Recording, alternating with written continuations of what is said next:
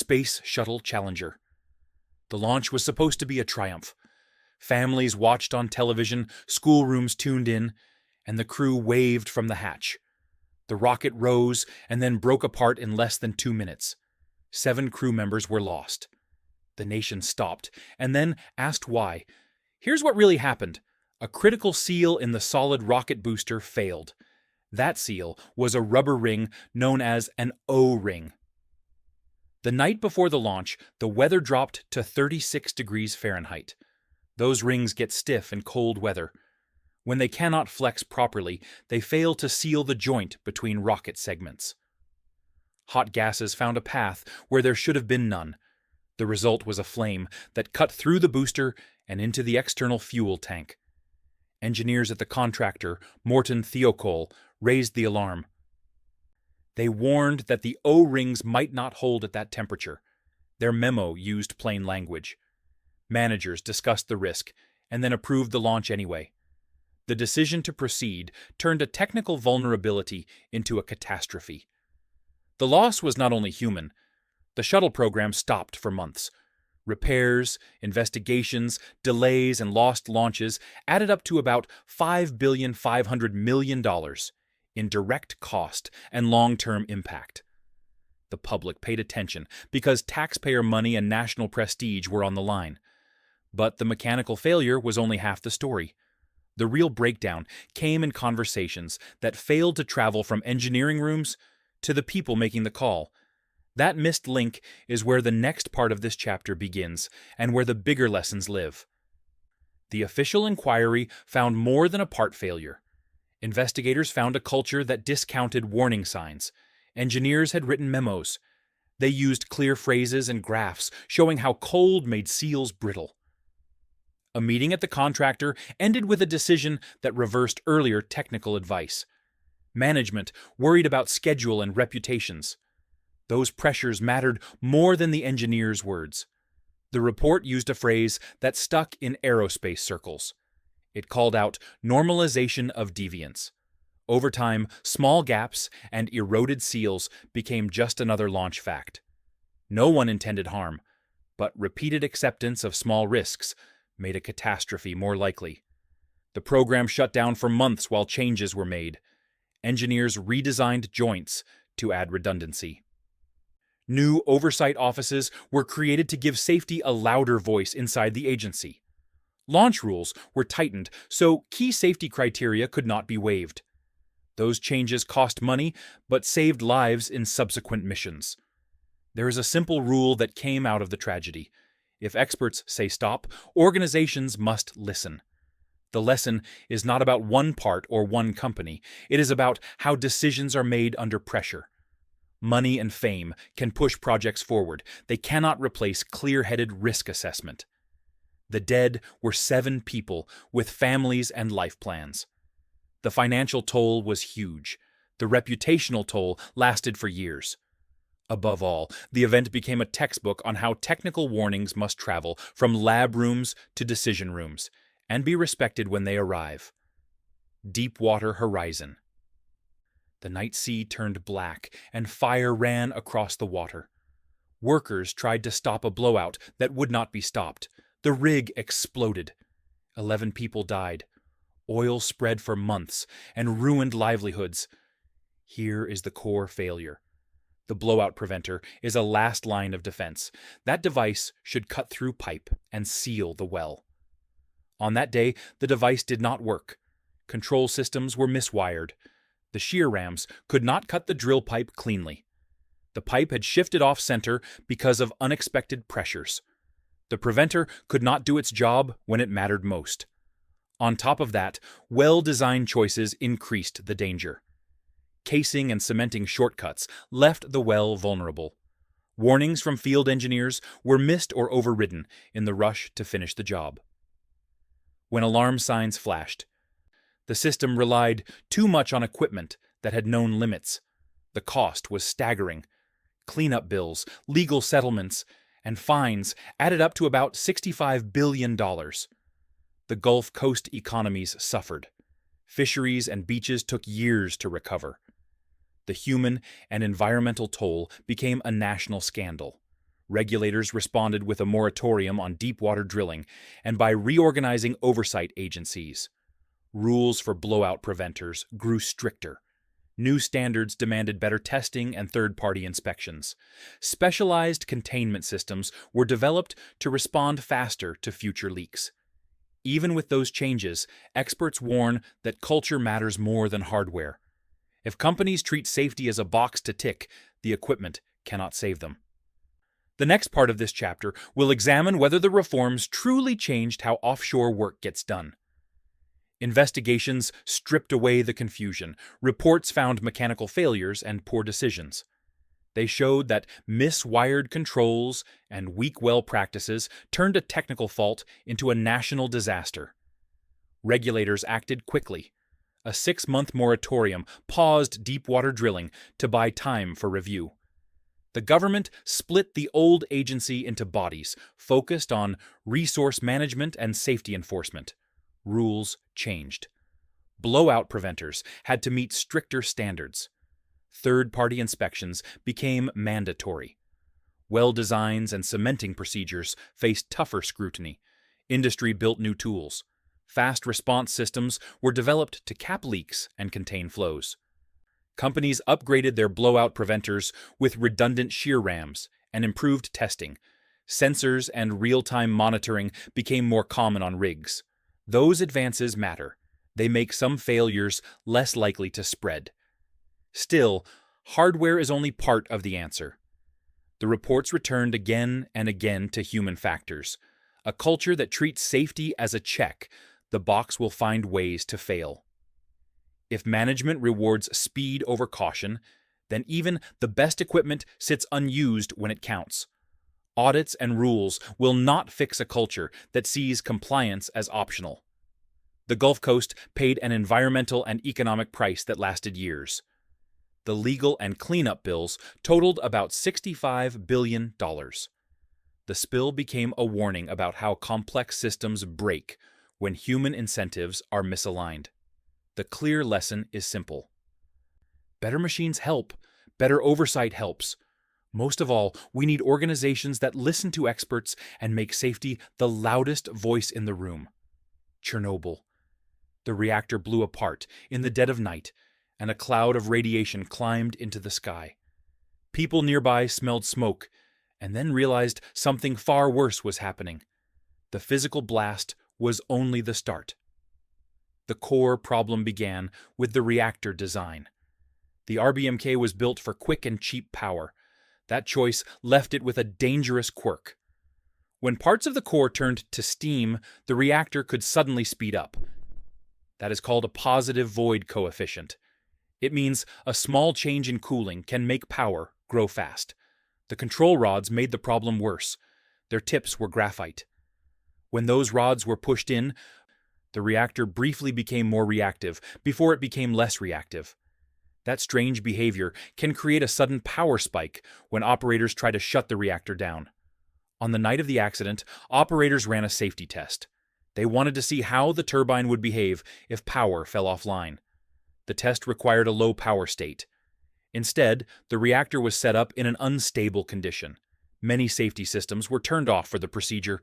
Operators reacted to alarms with actions that followed training for normal situations.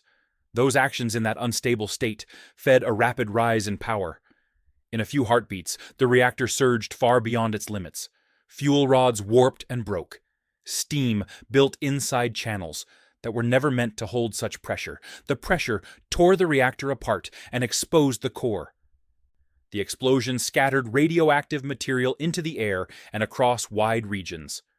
The next part of this chapter will follow how authorities found the causes and how the world began the long work of containment and cleanup. Investigators did more than point fingers. They mapped a chain of choices that turned a flawed reactor into a spreading disaster. The findings forced a massive cleanup and years of engineering that would cost billions. Engineers built an enormous shelter to cage the wreck.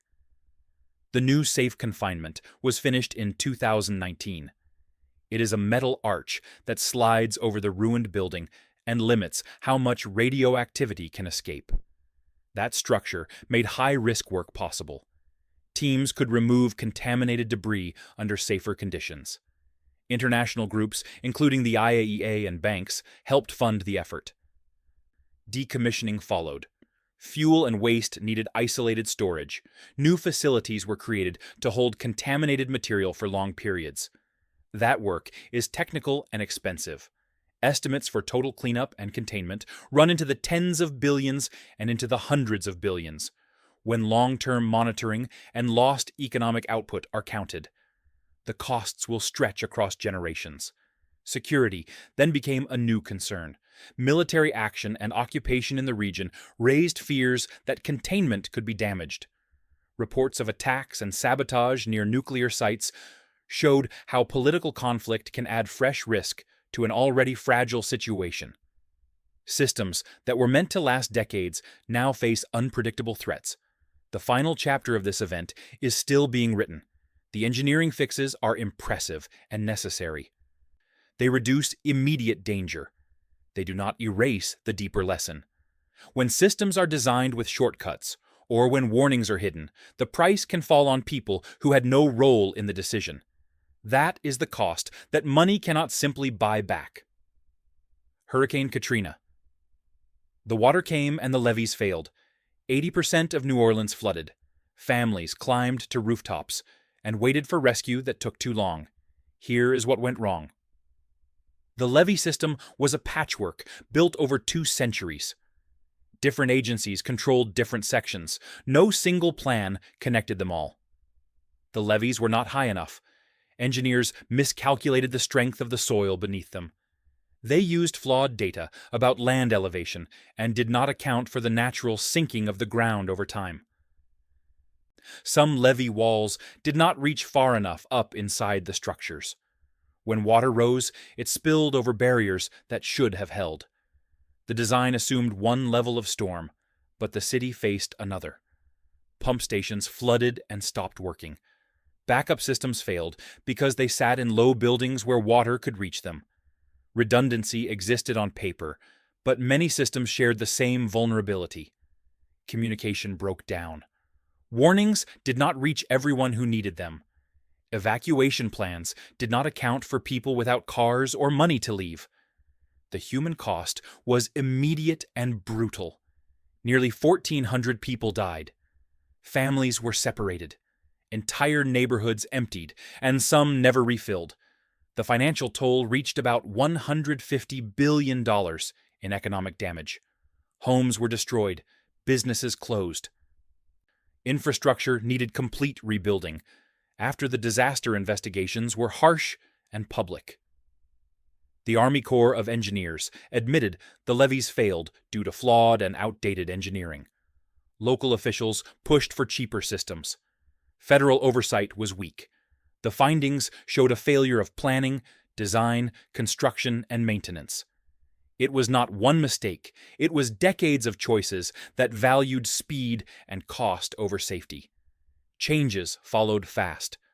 Congress allocated more than $14 billion to rebuild the levee system. Engineers raised walls and redesigned structures to handle bigger storms. New rules required independent reviews of flood protection designs. Classification standards tightened. Regular inspections became mandatory. The Corps created a national levee database so decision-makers could see conditions and risks. Communities got tools to understand their exposure. Insurance rules changed to reflect real flood danger. Despite the upgrades, the system still has limits. The new levees protect against a 1-in-100-year storm, a Category 3 hurricane or less. Bigger storms can still overwhelm the defenses. Some experts warn that levees alone are not enough. Natural protections like wetlands and barrier islands matter just as much. Those areas have been shrinking due to development and erosion. The clear lesson is hard to ignore. Big infrastructure needs honest risk assessment. Cutting costs in design leads to bigger bills in disaster. Safety must lead every decision, or the consequences will be measured in lives and billions. Fukushima Daiichi. The sea arrived like a wall of glass, and then it rolled over defenses built to stop smaller storms. The The plant sat behind seawalls, meant for one height of wave, but not the one that came. Here is what went wrong. Engineers designed seawalls for an expected maximum. At Fukushima, the tsunami reached heights of 13 to 14 meters in places, higher than the walls could hold. Water poured into areas that should have stayed dry. Backup generators that powered cooling pumps sat in low buildings. They flooded. Without power, the pumps stopped. Reactor cores need constant cooling. When cooling fails, fuel overheats and melts. A second problem was how systems were arranged. Key systems were placed where they could be swamped by a single flood. Redundancy existed on paper, but many redundant paths shared the same vulnerability. When one path failed, the backups failed the same way. That design choice turned an external natural shock into an internal meltdown at 3 reactor units. The human cost was immediate and long-lasting. Workers risked exposure to stabilize reactors. Tens of thousands were evacuated. The cleanup and compensation bills are measured in very large sums and will continue for decades. The damage reshaped Japan energy policy and forced a global rethink about coastal nuclear safety. The immediate lesson is stark. When nature exceeds the assumptions behind a design, all the best plans can be undone. The next part of this chapter will look at how seawalls and plant layouts were redesigned and whether those fixes actually reduced the chance of repeat disaster.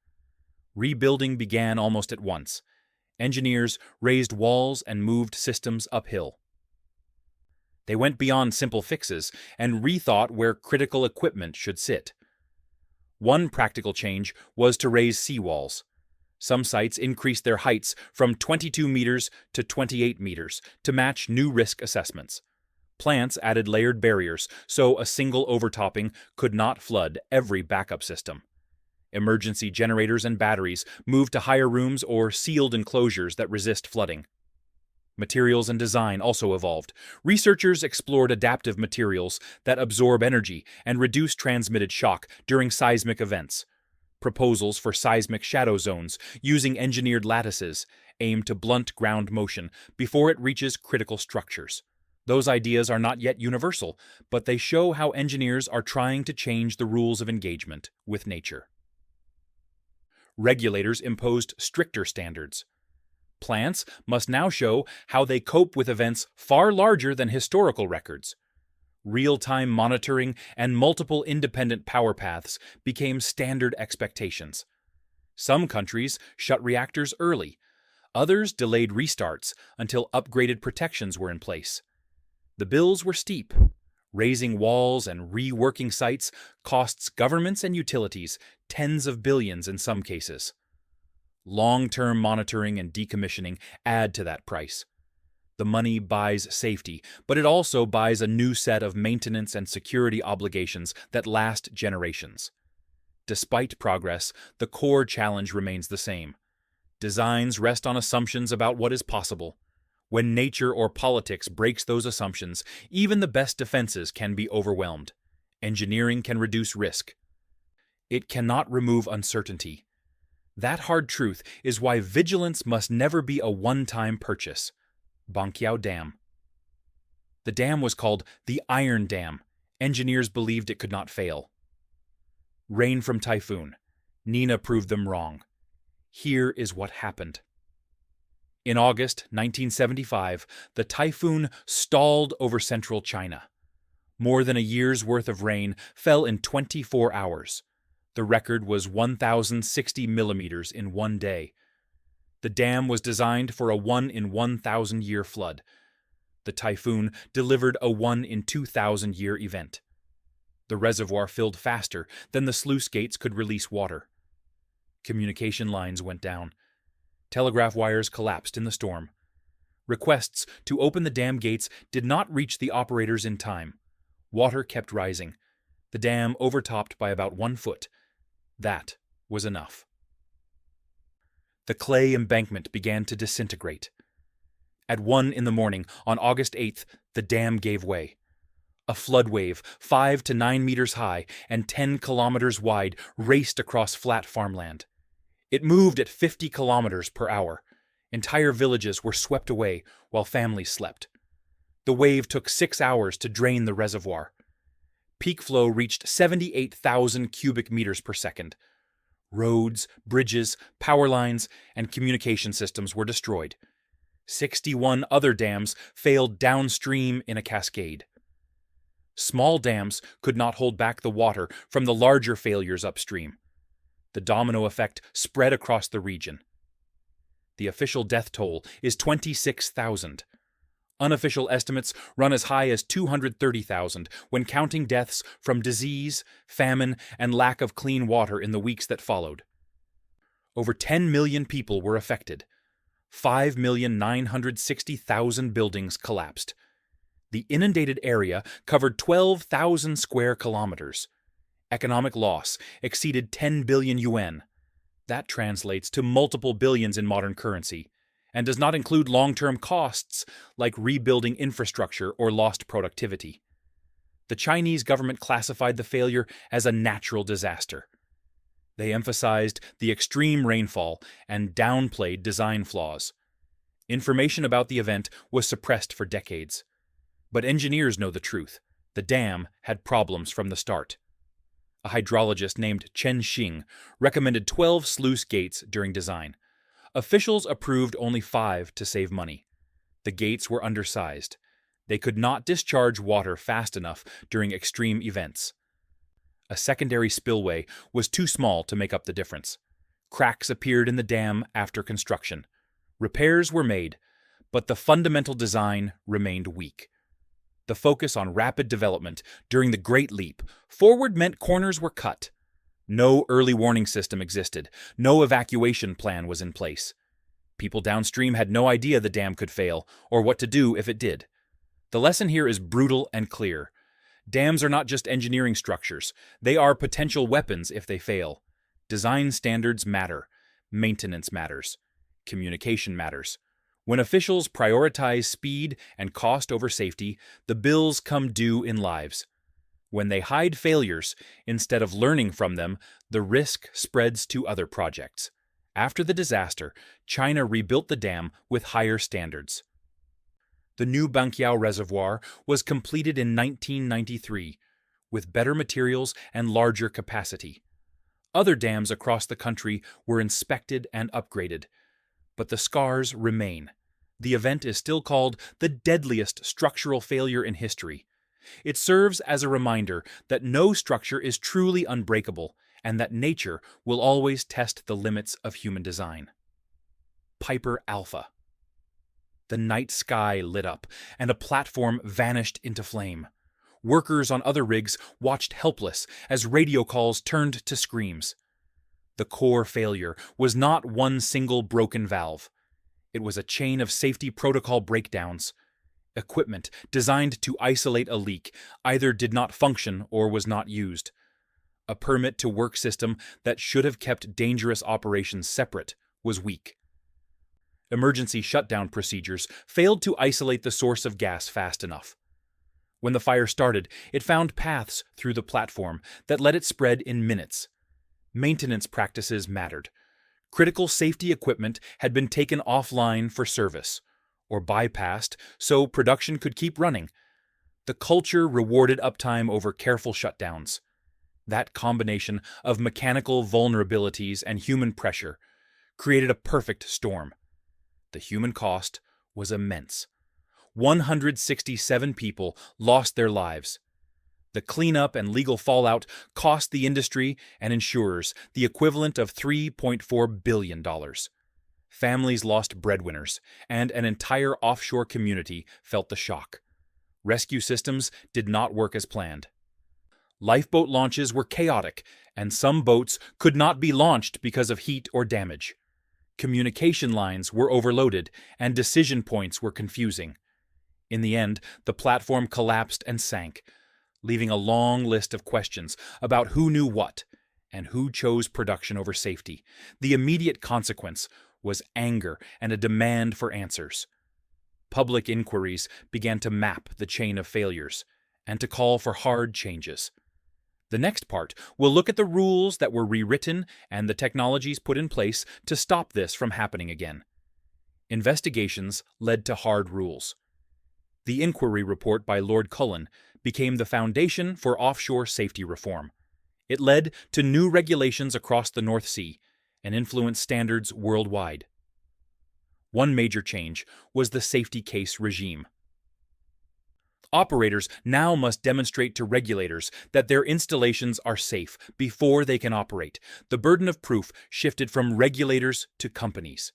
Design standards were rewritten. Platforms needed better fire and blast protection. Escape routes had to be separated from production areas. Temporary safe refuges were required so workers could survive long enough for rescue. Emergency systems got redundancy. Multiple shutdown systems were installed, so a single failure could not prevent isolation of dangerous areas. Control rooms moved to safer locations with better protection. Blowout preventers and well control improved. Operators adopted designs with redundant shear rams. Real-time sensors monitor flow and pressure and send alerts to shore teams. If data looks unusual, automated systems can halt risky operations before human error turns small leaks into massive flows. Training moved from classroom drills to live simulations. Crews rehearse worst-case scenarios until responses are second nature. Helicopter escape training became mandatory, so workers know how to survive a water landing. Communication improved. Platforms installed better radio systems and emergency position beacons. Coordination between rigs and shore support became tighter. Rescue response times dropped. All that costs money. Better design, sensors, training, and inspections add millions to project budgets. Some argued that higher costs would slow energy development. Others pointed out that a single major disaster can cost billions in cleanup, legal settlements, and lost production. The cost of prevention is always less than the cost of catastrophe. But technology and rules are only half the fix. The other half is culture. If companies reward speed over safety, the best equipment sits idle when it is most needed. The Piper Alpha inquiry made clear that leadership matters. Managers who ignore safety warnings or pressure workers to cut corners create the conditions for disaster. Transparent audits and clear penalties change behavior. Independent oversight became standard. Third-party inspectors verify that safety systems work. Workers gained the right to stop unsafe work without fear of retaliation. Reporting systems were set up so concerns could reach management. The real takeaway is simple.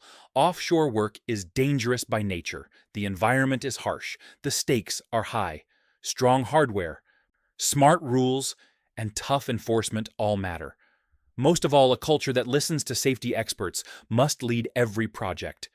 When companies treat safety as the foundation instead of an obstacle, disasters become less likely. When they ignore warnings and chase production targets, tragedies like Piper Alpha become inevitable. French trains. The order was massive. SNCF, the French National Railway, commissioned 2,000 new trains in 2014. The goal was to modernize the fleet and improve service. Then, someone checked the measurements. Here is the problem. The new trains were too wide. They did not fit through many older train stations and tunnels across the regional rail network. Platforms were too narrow. Clearances were too tight. The issue was not universal. The trains worked fine on modern high-speed lines. But France has thousands of kilometers of older track with smaller profiles. Regional routes wind through historic towns where stations date back a century or more. Those older stations were built to different standards. Platforms sit closer to the track. Tunnel walls curve in tighter. The new trains would scrape against structures or could not pass at all. The mistake came from a data error. When engineers calculated clearances, they used measurements for the main network. They did not account for the full range of older regional infrastructure. Different databases held different specifications. Some listed platform widths accurately. Others had outdated or incomplete information. No single check caught the mismatch before manufacturing started. By the time the problem surfaced, production was well underway. Canceling the order would waste the investment already made. Redesigning and remanufacturing would take years and cost even more. The solution was expensive and disruptive. SNCF had to modify more than 1,300 stations across the country. Platforms were shaved back. Clearances were widened. Tracks were adjusted where possible. Some stations needed complete reconstruction. Others required temporary measures until permanent fixes could be installed. The work disrupted service and created delays for passengers. The total cost for modifications reached $20.5 billion. That figure includes station work, schedule delays, and the ripple effects through the transport network. It does not count the reputational damage or the political fallout. The public was not happy. Taxpayers funded the railway. The mistake felt like carelessness with public money. Politicians demanded explanations. Media coverage was relentless. Investigations followed. Reports pointed to failures in project management and quality control. Engineers blamed incomplete data. Managers blamed communication gaps between departments. The truth was systemic. Large projects involve many teams and many data sources.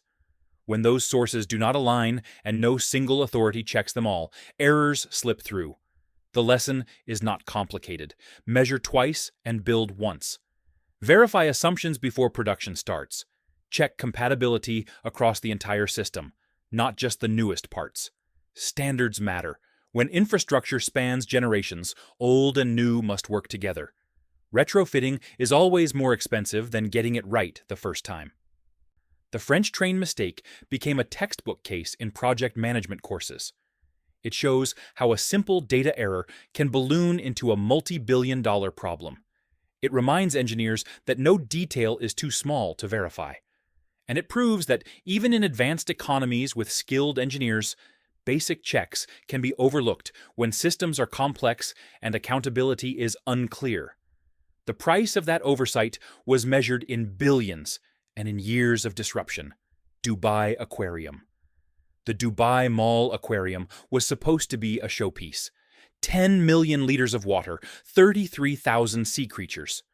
A viewing panel so large, visitors would feel like they were underwater. Then the panel cracked. Here is what happened. The acrylic viewing panel developed a leak. Water began seeping through a joint where sections met. The leak was small at first, but it could not be ignored. The aquarium sat inside a shopping mall with millions of visitors each year. A catastrophic failure would not just kill the animals, it would flood the mall, endanger people, and destroy expensive retail space. Engineers faced a brutal challenge. Fix the leak without draining the tank. The aquarium held hundreds of sharks, rays, and other species that could not simply be moved. Many were large and sensitive to stress. Draining the tank was not an option. It would take too long. The animals would suffer or die. The cost of replacing them and the lost revenue from closure would be enormous. The fix required precision and extreme care. Divers worked inside the tank while the animals swam around them. They had to locate the exact source of the leak, prepare the surface, and seal it without disturbing the ecosystem. Specialized materials were developed, underwater adhesives that cure in salt water, flexible sealants that could handle pressure changes, reinforcement panels that matched the existing acrylic without creating weak points. The work took months. Teams rotated in shifts. Every step was monitored. Engineers tested materials and methods in smaller tanks before applying them to the main structure. The cost was staggering. Nearly $20 billion when accounting for engineering, materials, labor, and the extended timeline. Some reports suggest the figure includes broader structural reinforcements beyond the immediate leak. That number seems high for a single panel repair. It likely covers a comprehensive overhaul of the aquarium's structural integrity. Inspections probably revealed other potential weak points that needed attention. The aquarium reopened with improved monitoring systems. Sensors track stress and movement in the acrylic panels. Pressure gauges watch for changes that signal developing problems. Engineers can spot issues before they become emergencies. The lesson here is about design and maintenance. Large aquariums push the limits of materials science. Acrylic panels must hold immense pressure while staying transparent. Joints are always the weak points. When the structure is inside a building with high traffic, the stakes multiply. A failure is not just an engineering problem. It is a public safety crisis and an economic disaster. The cost of prevention is always less than the cost of emergency repair. Regular inspections catch cracks before they grow. Maintenance schedules prevent small issues from becoming catastrophes. But the Dubai Aquarium case also shows what is possible when failure is not an option. Engineers found a way to fix a critical problem under the worst conditions. They worked around living creatures in a pressurized environment and succeeded. The price was enormous, but the alternative was worse. The story became a reminder that spectacular projects come with spectacular risks. When those projects involve living beings and public spaces, the margin for error disappears. Apollo 13. The mission launched with confidence. 3 astronauts headed for the moon. Everything looked normal until it did not. 2 days into the flight, an oxygen tank exploded. The bang echoed through the spacecraft. Warning lights flashed. Pressure readings dropped. Here is what went wrong. Exposed wiring inside an oxygen tank sparked. The insulation caught fire. Pressure built rapidly inside the tank. The fire spread to electrical conduits on the outside. The tank exploded and damaged the service module. Oxygen vented into space. Power systems failed. The spacecraft could no longer complete its mission. The problem started years earlier, during testing. The tank had been dropped during handling. Technicians inspected it and found no visible damage. They installed it anyway. But the drop had caused hidden damage. Internal components shifted. Wiring insulation weakened. A thermostat designed to shut off heating at a safe temperature failed during ground tests. Ground crews ran a procedure to boil off excess oxygen before launch. They used higher voltage than the thermostat was rated for. The component fused shut and allowed temperatures to rise unchecked. That overheating damaged Teflon insulation on wiring inside the tank. No one saw the damage because it was internal. The tank passed all external checks. In space, the damaged wiring eventually shorted. The spark ignited the pure oxygen environment inside the tank. The fire and pressure did the rest. The explosion left the crew in a dying spacecraft. The command module had limited power and no oxygen supply. The lunar module became a lifeboat. Mission control and the crew worked together to improvise solutions. They stretched the lunar module's resources to support 3 men for 4 days, instead of 2 men for 2 days. They rigged carbon dioxide scrubbers, using materials on hand. Navigation became a challenge. The crew had to perform manual burns to adjust their trajectory back to Earth. They used the lunar module's engine because the service module was too damaged to use safely. The world watched as engineers on the ground calculated every detail. Power budgets, water ratios, course corrections. Every decision mattered because every resource was limited. The crew survived. They splashed down on April 17, 1970. The mission was called a successful failure. No one died, but none of the objectives were achieved. The cost was enormous. The mission itself cost about $193 million at the time. Adjusted for inflation and accounting for the broader program impacts, estimates reach $283 billion. That figure includes the cost of the failed mission, the investigation, design changes to future spacecraft, and delays to the Apollo program. It also factors in lost scientific opportunities and the reputational impact. Investigations were thorough. NASA examined every component and every procedure. They found the root causes and implemented changes. Oxygen tanks were redesigned. Wiring insulation improved. Thermostats were upgraded to handle the voltages used in ground testing. Inspection procedures were tightened to catch hidden damage. The incident also changed how missions were planned. Redundancy increased. Backup systems got backups. Abort procedures were refined. Crew training included more emergency scenarios. The lesson was clear but difficult.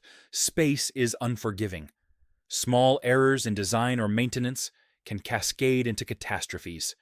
Every component matters. Every procedure must be followed exactly. But the event also showed what human ingenuity can accomplish under pressure. Engineers and astronauts solved problems in real time with limited resources. They turned a potential tragedy into a survival story. Apollo 13 became a case study in crisis management. It taught engineers about fault tolerance and system design. It reminded managers that cutting corners in testing leads to expensive failures. Above all, it proved that space exploration carries risks that cannot be eliminated. Costs are high, stakes are high. Every mission depends on thousands of details working correctly. When one detail fails, the price is measured in billions and in lives. When teams prepare for failure and respond effectively, they can turn disaster into hard-won success.